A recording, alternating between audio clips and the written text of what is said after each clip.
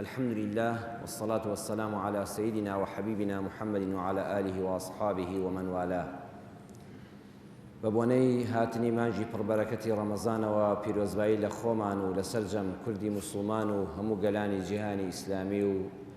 هەموو موسڵمانانێک لە هەر شوێنێکی ئەم سەر زەوێدا بن دەڵێن یاخوا ئەم مانگە پڕڕەحمەتە بە بەرەکەت و خێر و خۆشی بەسەر هەموو لایەکماندا بێ، بە جوانی بتوانین لە خزمەتی دابین و حەقی مانگی پیرۆزی ڕەمەزان بدەین و لە زنجیرە باسێکدا ئەمساڵ ئینشاء الله لە خزمەتتان ناین بە ناونیشانی جوانتر. بابەتی ئەمساڵمان بە ناونیشانی جوانتر،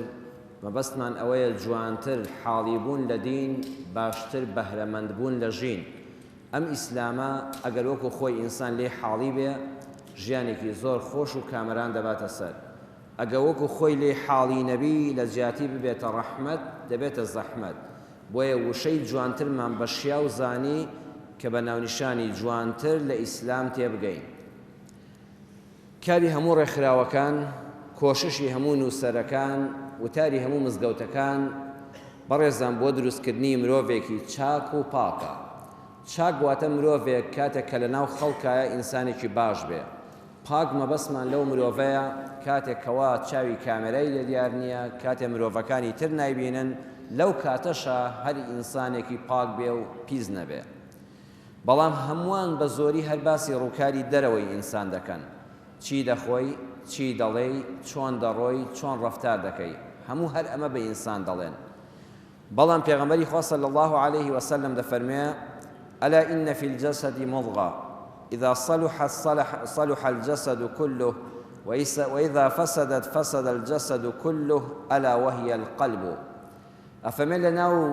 جاشەی ئینساندا پارچە گۆشتێک هەیە. ئەو پارچە گۆشتە ئەگەر ساڵح بوو، ڕێک و پێک بوو، سەلامەت بوو، تەواوی جەستەی ئەو ئینسانە سەلامەتە. ئەگەر ئەو پارچە گۆشتە نەخۆش بوو، ناتەواو بوو، تەواوی ئەو جەستە فاسد دەبێ و خراپ دەبێ. ئەلا وهی القەلب. ئاگادار بن فەرمووی ئەویش دڵە. واتە ئیسلام کار لەسەر دڵ دەکا پێش ئەوەی لەسەر ڕوخساری دەرەوە کار بکە. واقعەنیش وایە، تۆ دڵ ئەگەر سەلامەت بوو، پاک و خاوێن بوو، وەڵڵاهی دایمە جەستەیەکی ساختریشت هەیە. هەموو ئەو کەسانی کە لە ناخیاندا دڵیان ناتەواوە، تووشی نەخۆشە دەرونیەکان، دواتر تووشی نەخۆشە جەستەییەکان، ئەنواع بەڵام مصیبەتیان بەسەرا دێ پەناو بەخوای پەروەردگار. بۆیە پێغەمبەری خوا صلی الله علیه وسلم تەئکیدی لەسەر دڵ کردەوە. بۆیە چاکردنی دیوی دەرەوەی مرۆڤ، دیوی دەرەوەی ئینسان بەبێ ئەوەی ناوەوەی کە دڵەکەیە چاکەی، وەکو برینێک وایە قەتماغەیەکی لە دەور بپێچی، لە دەرەوە بە حساب چاکت کردووە، بەڵام لە ژێرەوە پڕە لە چێم و جەراعات، وەختی ئەزانی بۆگەنی کردو و لەنکاوێکە ئەتەقێتەوە. بۆیە هەموو ئەو کەسانی کە ئیسلاحی چاکسازی ئینسان دەکەن، هەر باسی ڕووکاری دەرەوە دەکەن. بەڵام ئێمە لە ئیسلامدا دەبێت لەگەڵ دڵی مرۆڤەکاندا قسە بکەین. ئەگەر ناخ پاک بووەوە، بڕواتە بێ ئەندامەکانی جەستە بۆ خۆیان کاریگەری باشیان لەسەر دەبێ و ڕێک و پێک دەبن. بۆیە زۆر جا دەوترێ فڵان کەس لەگەڵ حورمەتم بۆ جەنابتان و هەموو بیسەران و بینەران، فڵان کەس وەڵاهی خۆی ئەهلی مزگەوتە، کەچی ڕەفتارەکانی زۆر خراپن. ئەمە تەنها ئیسلام کاریگەری هەبووە لەسەر دیوی دەرەوەی، بەڵام کاریگەری نەبووە لەسەر ناخی. نعی نەچۆتە ناو دڵەکەوە، نوێژ دەکات، دێتە مزگەوت، جومعە دەکات، حەجیش دەکات، بەڵام بۆشە بۆ ڕەفتاری وایە. ئەزیزم، ئەوە بەس کاریگەری هەبووە لەسەر ڕوخسارە دەرەوەکانی. ئەو ئیسلامەتیە سوودت پێدەگەێنێ، بەڵام جوانتر لێ حاڵی بین کە یەکەم جار لە ناخەوە دەست پێ بکە. بۆیە قورئانی مەککی پێش باسی نوێژ و ڕۆژوو کەی فەرز کراوە. چی ئەزانە کەی فەرز کراوە؟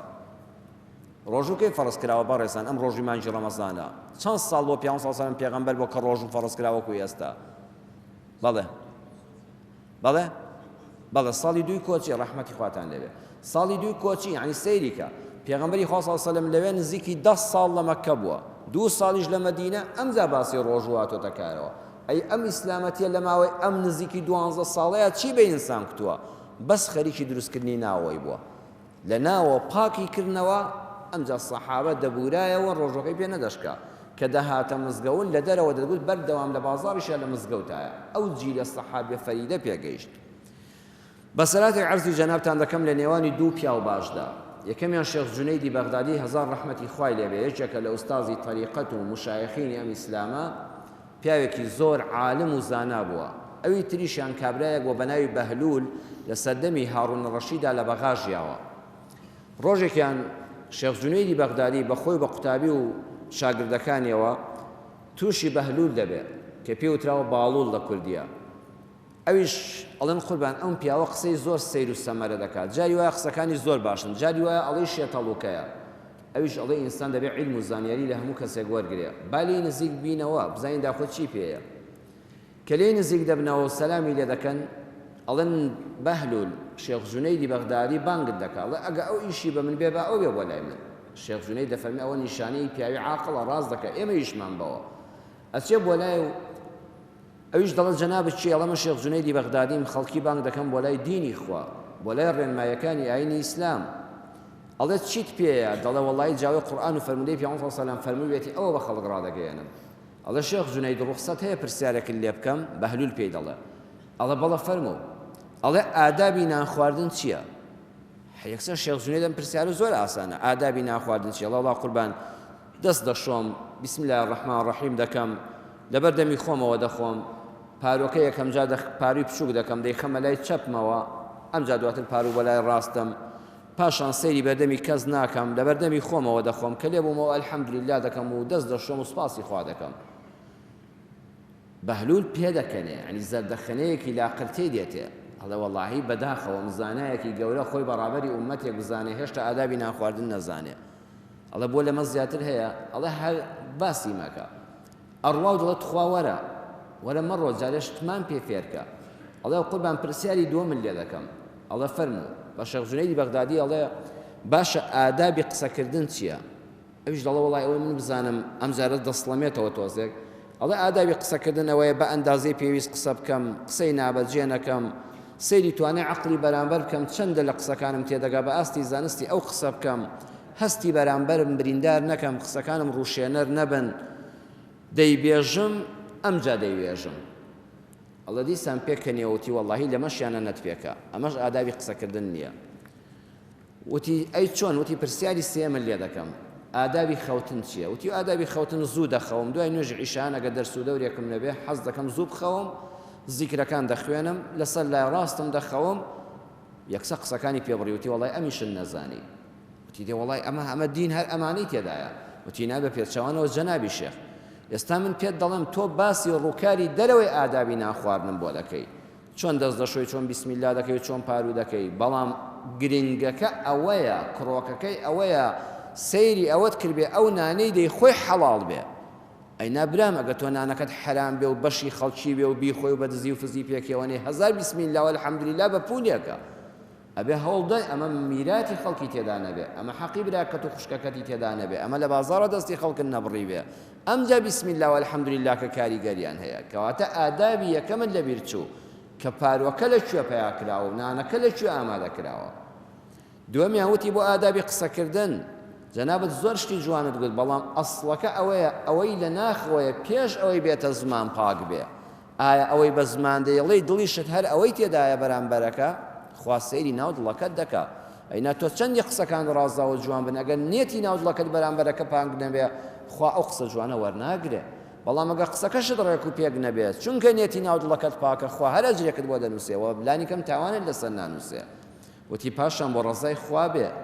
مالایعنی نەبێ پرسیارێک نەبێ لە خەڵکی بکەی کە پەیوەندی بە تۆوە نییە وتی بۆ ئادابی خەوتنیش خاڵی سەرەکی ئەمانی باست کردن لاوەکیەکانن خاڵی سەرەکی ئەوەیە کە چوویتە ناو جێگاکە و لەسەر لای ڕاستڕاک شای و زیکرەکانت خوێندن دڵت بەرامبەر بە کەس حقدی تێدایە پیلانی تێدایە بۆ سپێنت چی بە خەڵک بڵێ چاڵ بۆ خەڵک هەڵکەنی ڕقت لە کێیە ئایا دڵت بە پاک و بێگەر چۆتە سەر جێگای خەوەکە ئەگەر ئاوا بوو دڵەکەت ئەمجا زیکرەکان دەوری هەیە شێخ جونەیدی بەغدادی ویستی دەستی ماچکە باڵوڵ نەیهێش وتی ئەشهەدو بالله ڕاست دەکەی ئێستا من لە دین حاڵی بووم ئەمانەی کە تۆ دەیانڵێی گەوهەری دینن ئەینا ڕاستە تۆ حەزار زیکری ناخواردن بزانی کە ماڵی خەڵک خۆی چ سوودێکی هەیە هەر بچیە سەر جێگای خەوتن و ئاەتل کورسی بخوێنی کە دڵت پڕ بێ لە ڕق بەرامبەر بە خەڵک وەڵڵا براکەم سوودی نییە شەو نوێژەکانیش لەو شەوە خەبەرم نابێتەوە چونکە دڵەکەت پڕە ماندووە کە دڵیش پڕ و ماندوو بوو جەستەش هیلاک و شەکەت دەبێت کەواتە عیلمی کەم دڵ و دەرونی پاک چاکترە لە زانستێکی زۆر لەگەڵ دڵ و دەرونێکی بۆگەن پیرەمێردی شاعیری کورد دەفەرمێ خوایە وام لێ بکە ئاگام لە خۆم بێ کەوتم ئەڵڵا هەر لەگەڵ تۆم بێ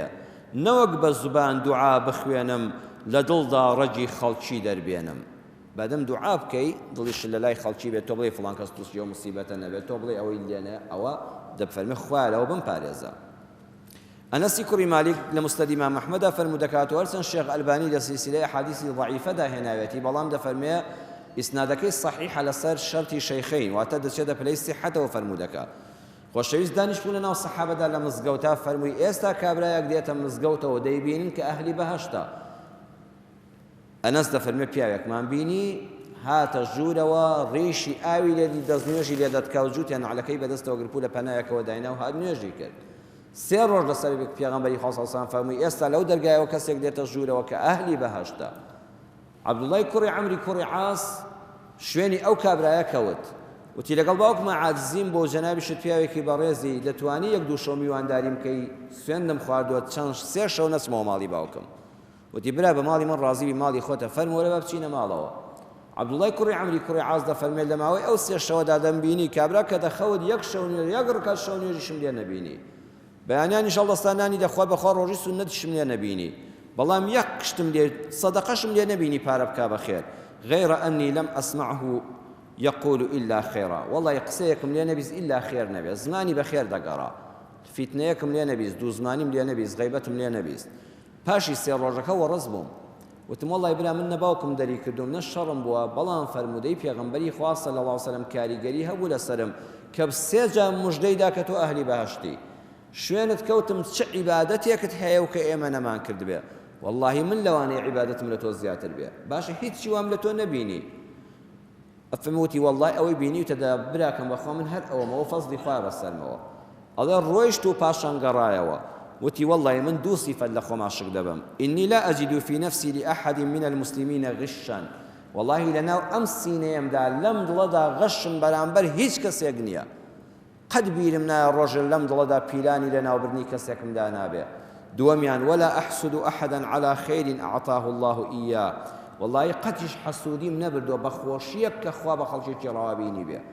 لە ژیانمە بیرم نایە حەسوودیم بە کەس بردبێ بۆ خوا ئەوە داوە و بۆ نەداوە بە من ئەمە لە منە نەبووە. دەفەرمێ ئەویش پێوت هذه التي بلغت بك وهي التي لا نطيق دەی بەخوا ئێستا دۆزیمەوە ئەم 2 صیفەتەیە تۆی کرد بە ئەهلی بەهەشت حیفێ هەمومان ناتوانین بەدەستی بێنین. بەڕێزان زۆرمان دەتوانین ڕۆژی سونەت بکەین زۆریشمان دەتوانین تەراویحی ڕەمەزانیش بکەین بەڵام حیفێ زۆر جار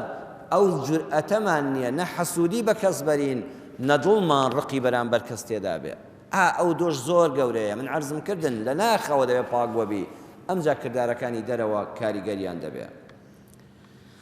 باوشێک نەسیحەتی کوڕەکەی کرد وتی ڕۆڵە ژیان لەناو دڵ و دەرونی ئینساندا 2 دەعبە 2 دڕندە هەیە یەکێکیان تووڕە درۆزن بێسفەت خوێڕی ئەوەی تریان میهرەبان ئارام ڕازگۆ ئەم دوانە دایمە لە شەڕدان دووشت هەیە لە ناخی تۆدا ئەم دوانە دایمە پەلاماریەک دەدەن. مناڵەکە وتی باوکە کامیان سەردەکەون کامیان ئەوی تر لە ناو دەبا وتی ڕۆڵی گیان کامیان تۆ تێریکەی ئەویان زاڵ دەبێ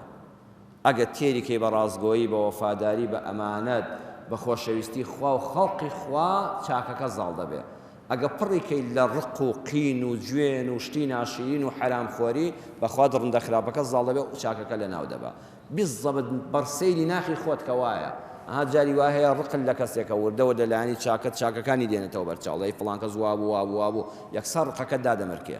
جاری وا فڵان کەست خۆش دەوێ یەکسەر ناخ دڵە خۆشن نەوێ ئەی ئەو خراپەی هات چۆن دەکەونە مناقەشەوە لە ناو ناخی هەر یەکێکماندا ئەم دوانە سیراعیانە کامیان تێرکەین ئەوەیان زاڵ دەبێ ئەو کەسە قازانج دەکا کە لایەنی چاکەکە تێر دەکات ئەو کەسانی دڵیان پاکە بەرهەمەکەیان بۆ خۆیانە ئەنجا بۆ بەرامبەرەکەیانە ئەڵێ دوو مناڵ وەکو ئەم مناڵە جوانانەی مزگەوت لە کۆڵانێکە یاریان دەکرد یەکیان کۆمەڵە هەڵمات کەلای پێبوو کە یاریان پێ دەکرد یەکیان شیرینیەکی لە ماڵەوە دایکی بۆ دروست کردبوو هێنابووی بۆ کۆڵان ئەڵە مناڵەکە زۆری حەز لە شیرینیەکە بوو وتی من هەڵماتەکانی خۆمت هەموو دەدەمێ تۆ شیرینیەکەی خۆتم هەموو بدەیە مناڵەکە وتی باشە بەڵام مناڵەکە فێڵی لێ کرد کام کەلایە کام هەڵماتەی زۆر جوان بوو گلی لایە خستێ گیشفانیەوە ئەمجا هەڵماتەکانی تریدایە بەڵام ئەو هەموو شیرینیەکەیدایە شەو مناڵەکان کە خاوەنی هەڵماتەکە بوو خەوی لێ نەدەکەوت نیوە شەو هەر تەپاوتلی بوو باوکێکی بەڕێزی وەکو جەنابتانی هەبوو وتی ڕۆڵە ئەمشەو بۆ خەول لێ ناکەوێ بۆ وا خەول لێ زراوە ئێواران زوو دەخەوتی وتی بابە بیر دەکەمەوە ئەترسم ڕەفیقەکەم فێڵی لێ کردبم من فێڵم لەو کرد هەڵماتێکم گلدایەوە لێم دزی ئەترسم ئەویش پارچەیە شیرینی گلدا بێتەوە هەمووی نەدابێ بە من وتی ڕۆڵە ئەو پاک بوو لەگەڵ تۆدا ئێستا ئەو لە شیرینی خێوی خۆیدایە بەڵام ئەو فێڵەی لەوت کرد لەوت نەکرد هەهان لە خۆتت کرد چۆن عەزابت دەدا ئەو کەسەی غەش لە تۆ دەکات دڵنیا بە ئەو خۆی عەزاب داوە تۆ مرتاحی کە تۆ دڵە دوو کەس معاملەت دەبێڵی وەڵڵاهی من زۆر ڕێک و پێک و پاک و خاوێن لەگەڵ یا چوومە پێشەوە حەیف ئەوانە بوو حەیف مەکێشە وڵێ ئۆخەی کە من بە پاکی نووسوم دڵم هیچی تیان نەچونگە هیچم نەکردو بەڵام ئەو عەزاب دەچێژێ لە ناخەوە ئەوە ویژدان ناهێڵێ ئارام بێ بۆیە دڵە پاکەکان پێش هەموو شتێک سوودی بۆ خۆمانە حەزەتی موسا سەلامی خوای لەسەر بێ پێغەمبەری ئولو العەزمی پەروەردگار ئەفەرمێ ڕۆژێکیان عەرزی پەروەردگار دەکات جا حەزەتی موسا ڕاستەوخۆ قسەی لەگەڵ خوا کردووە بەبێ جوبریل فەرمووی یا ئیلاهە العالەمین داوان لێ دەکەم چ بەندەیەک لە بەندەکانت خراپترین بەندەی تۆیە لەم سەر زەویەدا خوا فەرمووی ئەی موسا بڕۆ دەروازەی شار ئەو کاتە شارەکان وەکو قەڵای هەولێر دەروازەی هەبووە چەند دەرگای هەبووە لە فڵان دەرگا بوەستە کەسێک لەگەڵ مناڵەکەیدا یەکەم کەسە لە شار دەڕواتە دەرەوە بەیانی زوو ئەو کەسە خراپترین بەندەی منە لەسەر زەویدا لەم کاتەدا حەزەتی موسا چوو لە دەروازەی شارەکە دانیش کوڕەکە و باوکەکە بەیەکەوە هاتن حەزەتی موسا خەمبار بوو فەرمووی خوا ڕەحمی پێ بکەی ئەم کەسە بە خۆی نازانێ ئێستا لە هەموو بەندەکانی سەر زەوی گونەهبارتر و خراپترە فەرمووی خوای گیان ئەمجا داوا لێ دەکەم چ بەندەیەکی تۆ کە من پێغەمبەری تۆم لە دوای من لە هەموو کەس ساڵحترە و تۆ لێ ڕازی خوا فەرمووی ئێوارە بچۆوە دەرگای شار چێ ئاخر کەس هاتەوە دەرگای شارەوە ئەو کەسە مناڵێکی لەگەڵایە یەکێکە لە خۆشەویستانی من سبحان الله ئێوارە کە گەڕایەوە هەمان کابرای بەیانی بوو حەزەتی موسا فەرمووی یا ئیلاهە العالەمین سرم سوڵماوە لە کارت بەیانی وتم کام بەندە لە هەمووان خراپترە فەرمووت ئەو پیاوە ئێستا هەمووی 12 سعاتی بەسەرا تێنەپەڕیەوە دەڵێم خوایە کام بەندەت لە دوای پێغەمبەرانەوە لە هەمووان باشترە دەڵێ ئەو بەندەیەم خوا فەرمووی ئەی موسا ئەزانی بە چی گۆڕانکاریەکە ڕوویدا فەرمووی یا ئیلاهە العالەمین نازانم بۆم ڕوونکەوە فەرمووی بەیانی کە ئەم مناڵەی لەگەڵا بوو ئەم پیاوە چوون دار بکەنەوە لەو شاخە مناڵەکە لە باوکی پرسی باوە گیان چی لەو شاخە گەورە گەورەترە وتی ڕۆڵە گیان زەوی ئەوە زەوی هەزاران شاخی ئاوای تێدایە وتی باوە گیان ئەی چی لە زەوی گەورەترە وتی کوڕەکەم ئاسمان لە زەوی گەورەترە مانگ و ئەستێرە و خۆر و ئەوەی کە ئەو زانیوێتی ئەوە زۆر گەورەترە وتی باوە گیان چی لە ئاسمان گەورەترە کابرا سڵەمیە وتی ڕۆڵە گیان گوناهی ئەم باوکەی خۆت بەخوا لە ئاسمان گەورەترە من زۆر ڕوڕەشی قاپی خوام بەخوا زۆر گوناهبارم گوناهی من لە ئاسمان گەورەترە ئەڵێ باو مناڵەکە وتی بابە ئەی چی لە گوناهی تۆ گەورەترە ئەڵێ کابرا خۆر فرمێسک بە چاواتە خوارەوە وتی کوڕم ڕەحمەتی خوا لە گوناهی من گەورەترە لێ خۆشبوونی خوا لە گوناهی من گەورەترە ئەینا هیچ شتێ لە گوناهی من گەورەتر نییە دەستی بە چاویەوە گرت و زۆر گریا خوا فەرمووی ئەی موسا لەو کاتەدا سەیری دڵیم کرد ئەم بەندەی من خۆشەویستی منی تێدایە لەو کاتەدا برمە ڕیزی پیاو چاکەکانەوە هێستا سوزدەیەکیشی بۆ خوا نەبردووە جاری وایە بەڕێزان دانیشتووی لە شوێنێکات چەند فرمێسکێک بە چاوتا دێ ئەڵێ خوا من زۆر قەزاڵەتباری قاپی تۆم خوا دەبێت چەند گونەهبار بم خوا داوای لێبوردن لێ دەکەم یەکسەر ئۆتۆماتیکی تۆ لە لای خوا پلەت بەرز دەبێتەوە نە نوێژێکت کردووە نە شەو نوێژێکت کردووە بۆیە ناغ زۆر گرنگە دانیشتووی زۆر جار ئەوە زەرورە ئەم ڕەمەزانە بەکاری بێنین گڵۆپەکەت بکوژێنەوە خێزانت منداڵت کەس ئاگای لێ نەبێ دانیشەوە چەند فرمێسکێک بۆ حاڵی خۆت بارێنە هەلانی کەم خوایەگە من عیبادەتم کردو نەمتوانیوە شکرانە بژێری ئەو هەموو غەڵاتە بکەم کە تۆ پێت بەخشیوم خوایە خەجاڵتباری قاپی ڕەحمەتی تۆم دڵنیا بە یەکسەر ڕەحمەتی خوا بەسەر ئەو دڵ و دەروونتە دەبارێ لە ڕیزی پیاو ساڵحاندا تۆمار دەکرێت دڵی خۆت چۆن بێ باوەڕتان بێ خوا ئاوا دەبینی و خەڵکیش ئاوا دەبینی ئەم مەسەلەی خۆشەویستانم زۆر گرنگە زۆر کەسەیە کە باسی خوا بۆ خەڵک دەکا هەر دەڵێ خەڵکی نەخوا غەزەبتان لێ دەگرێت خوا لە ناوتان دەبا خوا لە کەس ڕازی نییە ئەم خەڵکە هەمووی خراپ و گونەهبارە